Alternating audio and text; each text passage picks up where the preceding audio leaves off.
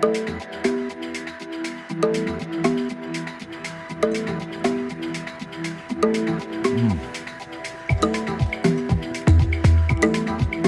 want to know how to make anybody fall in love with you?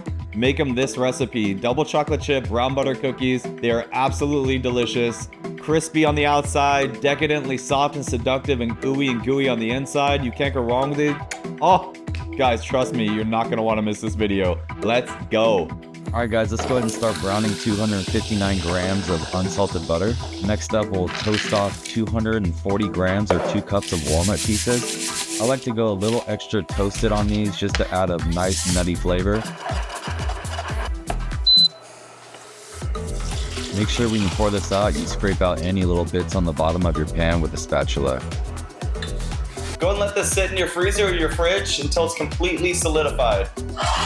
Okay guys, let's go ahead and make our double chocolate chip cookies. These are gonna be absolutely delicious. So we lose a little bit of the water weight when we brown the butter. So after I browned the butter and let it congeal in the freezer, I took it out, I reweighed it, and it was at 210 grams. So what I did was added another 49 grams of softened butter, if that helps you. Brown butter, we're gonna incorporate the sugar with the butter right now. So we'll go ahead and drop this down, kind of let this start whipping, just to break it up a little bit. So to our butter, we're gonna add 1 cup of sugar or 200 grams, 1 cup of brown sugar or 220 grams. We're gonna go ahead and cream this. So what I mean by creaming the butter and the sugar is everything's gonna be incorporated a lot better with your cookie if you cream your butter and sugar together. All right, so we creamed our butter and sugars. So we'll go ahead and just scrape this down one more time. All right, next up, we want to sift our dry ingredients. We want 240 grams or 2 cups of all-purpose flour, 1 teaspoon of baking soda, 3/4 cup of cocoa powder or 75 grams. Make sure all these are organic. And then we also want 1/2 teaspoon of kosher salt. Just go ahead and sift that through. Just go ahead and dump this on a big parchment paper.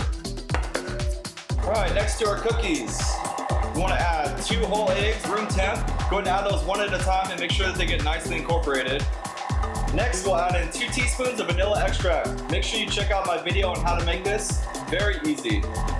All right, and once we have those incorporated, go ahead and add in our dry ingredients, just a little bit at a time. Scrape anything off the bottom. Lastly, while this is on low, we want to add in 340 grams of good quality chocolate chips, or 2 cups. And then our 240 grams, or 2 cups of roasted walnuts. Right, that's it.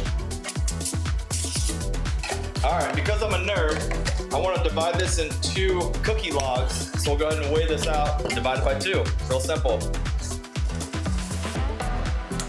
Close enough. So here's the fun part. Roll it up. Kind of even it out. Doesn't have to be perfect, but you want to make sure that everything's compacted in there. Make sure you tie up one end first and then turn it around and go ahead and tie at the other end to really compact the dough together.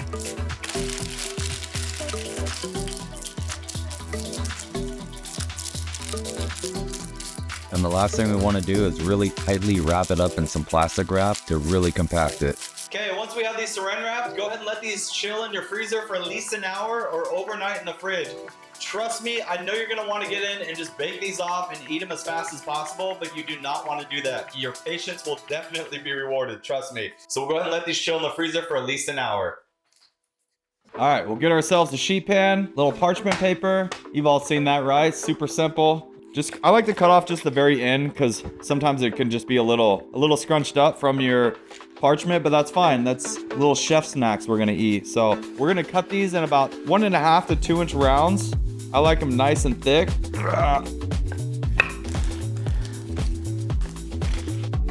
That's what you're looking for, thick. These are gonna just spread out and make these delicious, huge cookies. So don't be shy. Get them nice and thick. Yes, it's delicious. All right, so the last thing we need to do before we pop them in the oven is add some Maldon sea salt, some flaky sea salt. You could use fleur de sel if you want. I just happen to have Maldon. So you want a nice sprinkle on top. And as these bake, They're gonna spread out and you'll have a perfectly seasoned cookie. So we're gonna pop these in a 350-degree oven or 176 degrees Celsius for about 12 to 15 minutes, depending on your oven. I say that because everybody's oven is different. Some aren't calibrated correctly, so you just really wanna check these. You wanna make sure that you don't overcook these. You want them a little bit underbaked to maintain that nice chewy consistency that we're looking for, that kind of like fudgy-like brownie texture that we're going for. Middle rack. Woo-wee!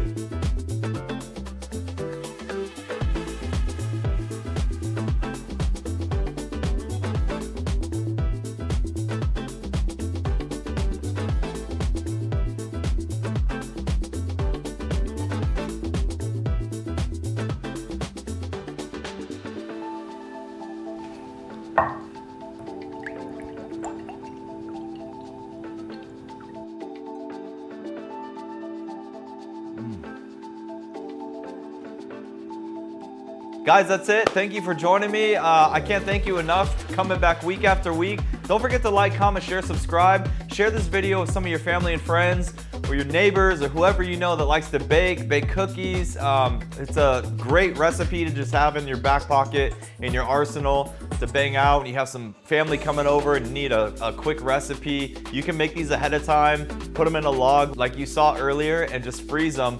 Pop them out, let them thaw, and make sure they're still cold.